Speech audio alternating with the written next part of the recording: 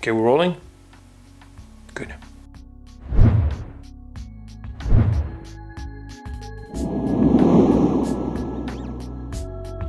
Today, I'm gonna remove the front forks.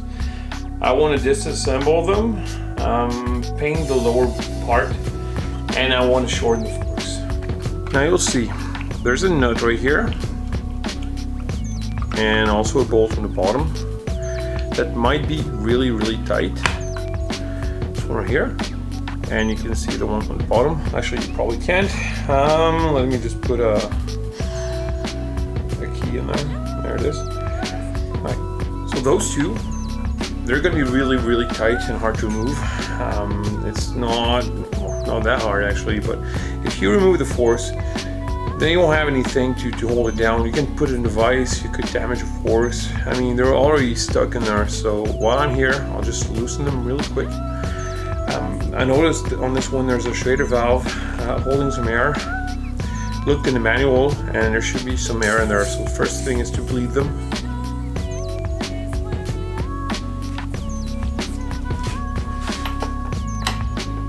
Okay, so the handlebar is all the way to the left.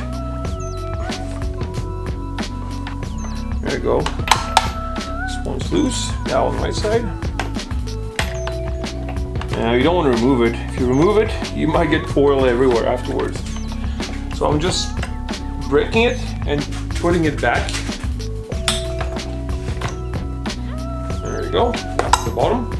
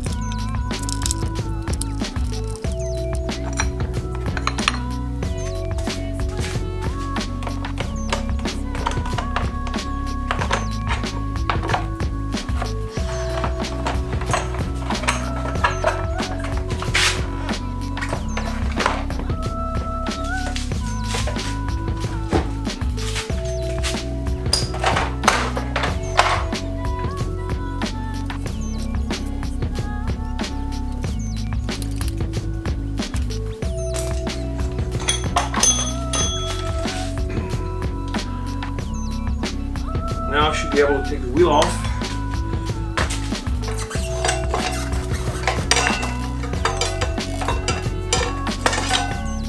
There we go.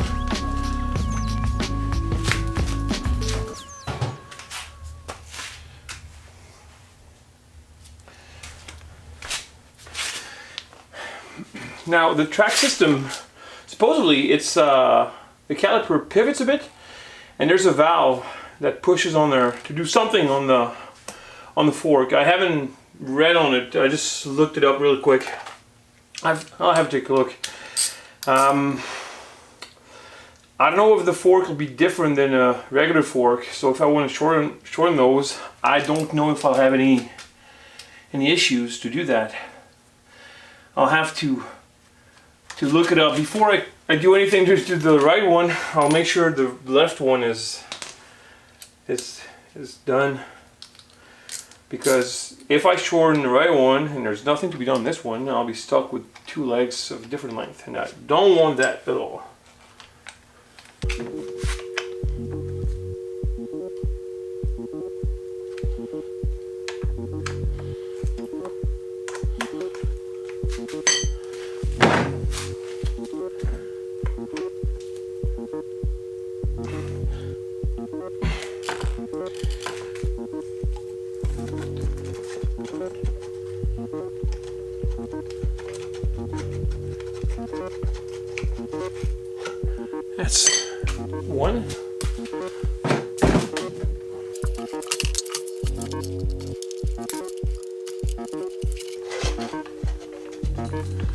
and 2 forks. Forks on the bench. Like I said, I'll start with the one with the track system in case there's anything different that prevents me from doing whatever I want to do, which is lowering my forks. Let's move this one out of the way for now. And I'll start by draining the oil out of there. Now, there's a drain plug, usually. Anyway, if you remove, well, it's probably there, probably in there. Anyway, if you remove the nut, the bolt right down there, that'll drain the force. But you can also remove the top part right here. And since we've got the force off the bike, I'll start with there. Now, yep, it's loose. What I'll do, I'll just put it vertically, so oil don't spill everywhere. It's spring loaded, so anytime now it should be popping. There you go, like such. And I'm going to just drain everything before I take it apart, I guess. Or yeah, I don't want to make a mess.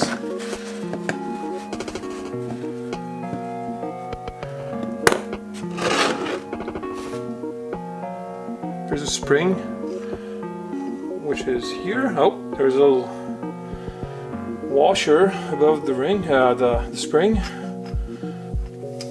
If you want to make it quicker, you can pump the fork. There's still oil in there on the bottom, so when I'm ready to do the bottom part, it'll get messy again.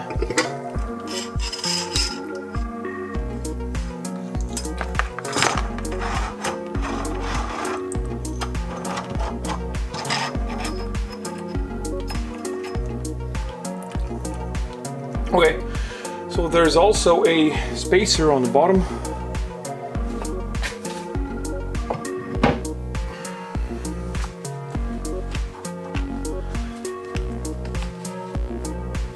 Some springs are tapered one way. Try to take a look. Sometimes the top right here, the diameter, is smaller than the bottom. So before you put everything back together, you want to make sure it's on the right way. There's my spring, and there's my rag in the oil. Okay, that's not that messy anymore, even though it's not clean. I'll just put it on the side. Get the O-rings. Now for the bottom, which is, I don't know if you can see, but it's a 6mm we cracked earlier. It's kind of stiff now.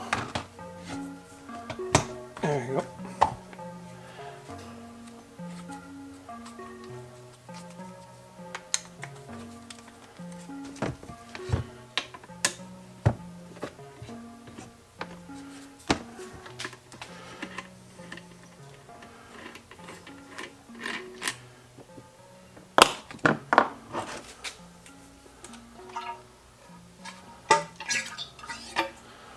There's some more of that oil.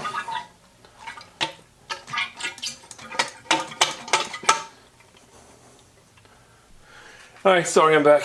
I need to go at the door and I'm back. Okay, so I removed most of the oil that was in there.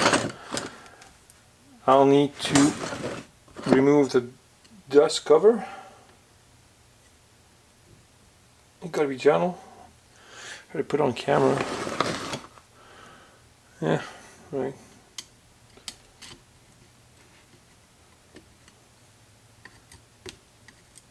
This is not the seal. The seal is underneath.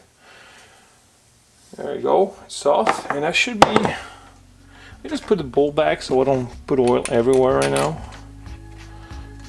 Right. It'll drip, but slower. Okay, I see now. Might be hard, but there's a clip down there which you need to remove, and you just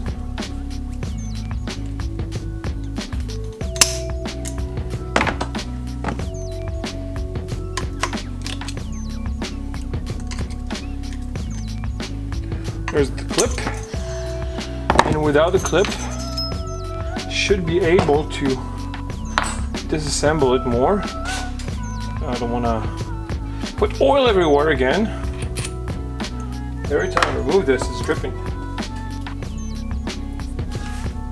There we go. There it is.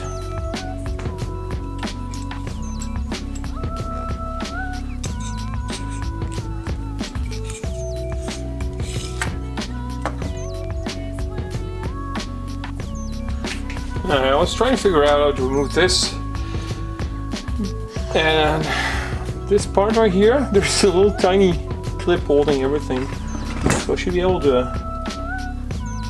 just open it like so. Yeah, I'll just move those. There you go. It's so small. See?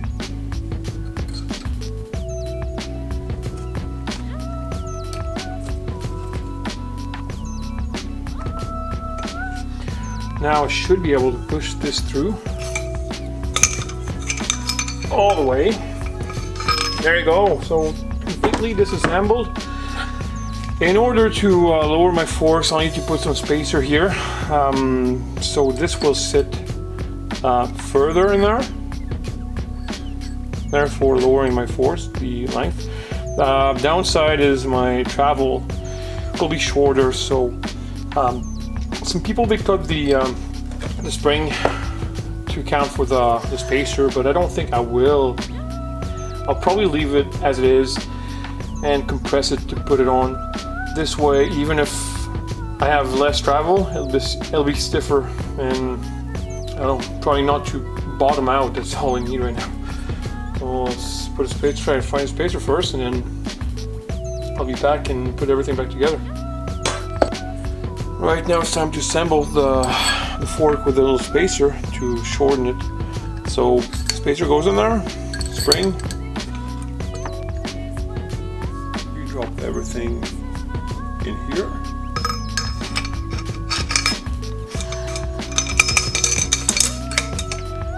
And then I'll use my retaining clips and a little spring. Now it's shorter. It used to be this long. Now it's like this. Off camera, I did prep the bottom part of the fork, sanded it, cleaned it, and I gave it a few coats of paint.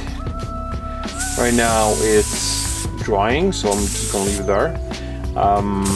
Once it's dry, I'll just reassemble everything, then add the oil and do the other fork like this.